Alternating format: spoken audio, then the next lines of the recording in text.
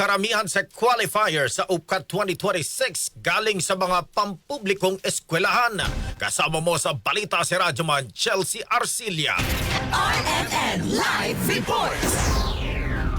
Pasado ang 18,315 mula sa 147,437 applicants sa University of the Philippines College Admission Test o UPCAT para sa academic year 2026-2027.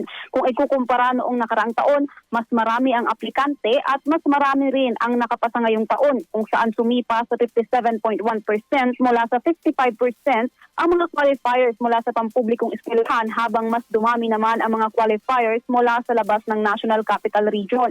Sinimulan ngayong araw ng UP Office of Admissions ang pagbibigay ng admission notice sa mga aplikanteng nakapasa, kung saan 32.4% dito ay sa UP Diliman, habang 36.52% naman dito ay sa UP Los Baños at UP Manila.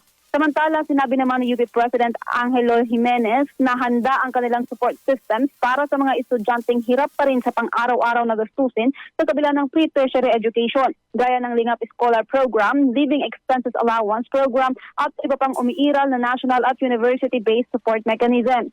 Matatanda ang isinagawa ang naturang admission test noong August 2025 sa 115 testing centers sa buong bansa. Kasama mo sa DZXL RMN Manila, Chelsea Arcilia, Tatak RMN.